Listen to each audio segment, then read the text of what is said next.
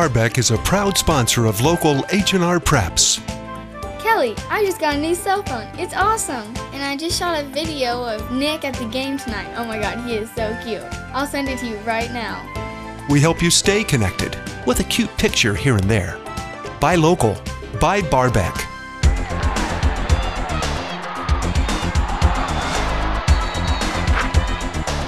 Hello and welcome to this week's Preps Preview alongside Justin Conn. I'm Leroy Bridges. We're well into basketball season, in the middle of the Macon County basketball tournament.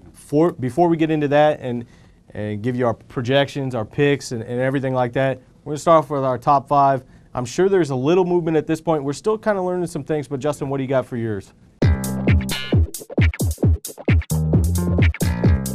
Yeah, you know, it is sort of tough at this point. It does seem like that we're, there's still that filling out process. There's some teams that, haven't really played enough games kind of to say, okay, this is where they should be at. Meridian moves into my top five this week. They're at number 5, and I've seen them twice now, and I like them. I know that, we'll talk about them more a little bit later, sure. But I'll just leave it at that for now. I like that team. Number 4, I'm going to throw out a team that many people probably don't know a lot about, and that's Windsor. Okay. They got a transfer, Bryn Price, in from Neoga. Had some talent last year, and I think Price is kind of maybe lifted them to that next level. We'll see when they go against the T-Towns of the world if they're for real or not. But right now they're playing real well. They're undefeated. Number 3, Pena. That's one of those teams that hasn't done a lot yet. They haven't played a lot yet, so we're still kind of in speculation mode on them. But we'll keep them at number 3. Number 2, Teutopolis. Obviously. They haven't done anything to drop out of that. And same thing with number 1, Lincoln.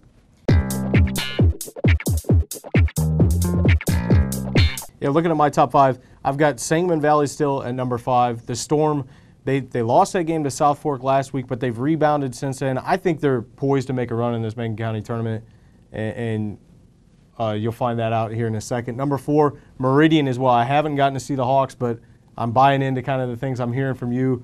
Jordan Ramey, the transfer from Cerro Gordo, looking really good to start the year. Number 3, Pena. I saw them beat A&M as our first game of the year.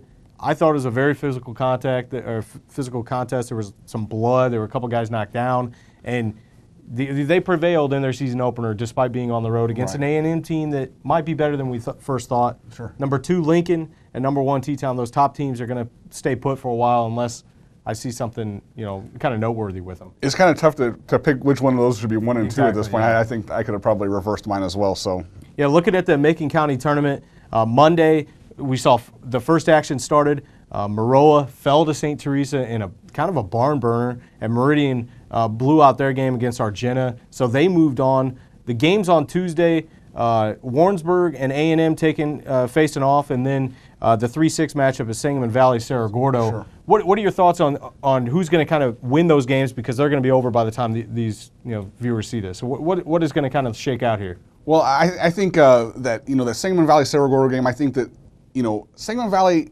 I know, talking to Josh Myers, they didn't come out really prepared to be challenged against South Fork, and I think that's that's a key for them. They're going to have to come out ready for what Cerro Gordo is going to bring, because Cerro Gordo is going to want some respect out of this thing, and they kind of go in every year with a chip on their shoulder, saying, hey, we're not this just the small the LOVC team in this. They really look at this as a chance to kind of elevate themselves. So they're going to get a big challenge from Cerro Gordo, so they're going to have to come to play. The other game, I really just don't know what to expect out of that. Warrensburg, I know they had a close loss to Riverton. They won a couple other games. A&M, I know from you guys some good reports out of them. Yeah. So, I don't know. I guess, you almost by default say, okay, Vic Binkley's the coach.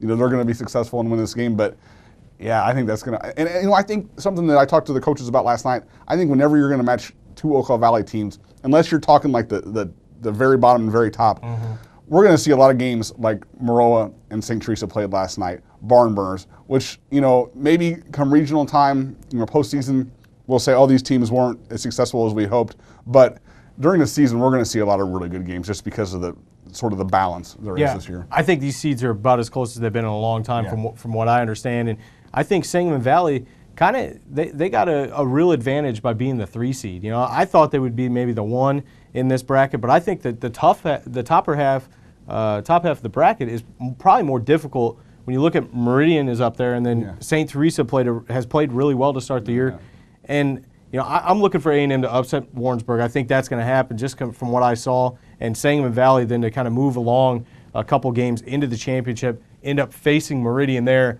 And that'll be an interesting matchup, I think, for me, to be able to see if the Storm can win a game against a team that might be better than them. I know the expectations are pretty high for them this year. I really can't argue with that final. I don't think there's any. I think that's definitely the way things are going. And I would, if I'm going to make a pick, I'm going to pick Meridian in this one. Kind of talking to Coach Myers again the other night. Until they beat a team like Meridian, they haven't proven themselves. Sure. Yeah. Well, I just think that this Sangamon Valley team, while they're phasing Jordan Colebrook in, they've played together more. Some of these Meridian guys, they're kind of patchwork right now. They still haven't played a ton together. Sangamon Valley knows what their bread and butter is. They've known it for a long time. It's Eric Leonard, Dan Rensher, Jordan Colebrook now.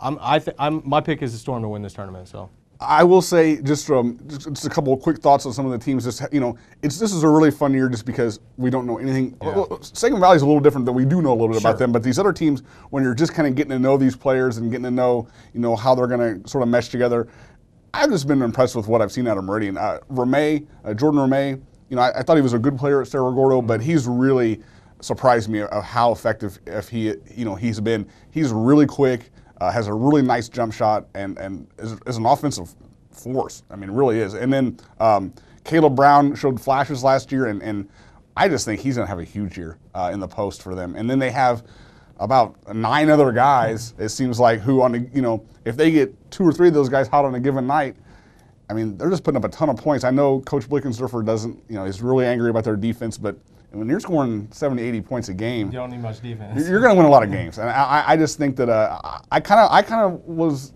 secretly maybe sort of thought that Meridian would take a stumble this year, and I'm not seeing it now. I know that if you give Coach Blick 2 quality weapons like Ramey and Brown, they're definitely able to do some damage.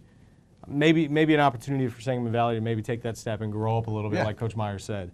I'm moving along a little bit, just a little bit on girls basketball. A couple interesting outcomes over this past week. What's something that caught your eye? Well, I was able to see the LSA St. Teresa game on Saturday night. The second time these teams have played this year. LSA won the first matchup, which came right on the heels of St. Teresa's state volleyball run. And in this game, LSA looked like they were going to run them out of the gym early. They went on about a 22-1 run in the first and second quarter of this game, and looked like they were really rolling. Jerica Hawkins, LSA's star player, got into foul trouble in the third quarter, and Holly Haskins, I thought, sort of before my eyes that night, became the player that I kind of felt like she could have been the last couple of years even. She can really score, and she had 31 in this game, and I know St. Teresa kind of turned around and lost again last night, but from talking to Brianna Morrow, she feels like if they can kind of just weather this patch here, they have a real rough stretch coming up here over these next couple of weeks. If they can weather that, they get to Christmas, they have a long break. Yep. She said they need practice time. Yeah. And if they can get that practice time, she feels like in the second half they can sort of be the team that we thought they would be at the start of the year. And going into the year, I know she mentioned Christmas time was kind of that point where she was hoping they could get to just without losing too much.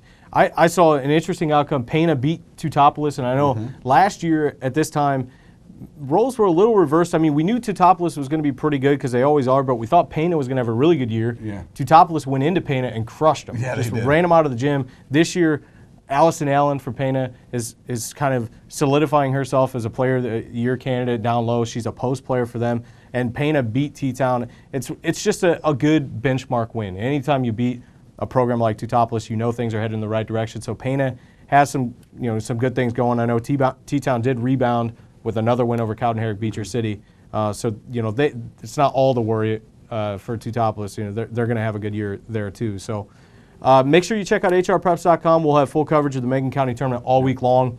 Recap videos on there, as well as blogs on what we think, starting to kind of think about some of these teams as we learn a little bit more. Right. Also, picking contest is still going on, so if you haven't taken advantage, you might not be able to win the season one now, but there are weekly prizes. So yeah, definitely get on there and compete against us. I know you probably won't be able to beat me, but wow, you never know. We'll see you out there.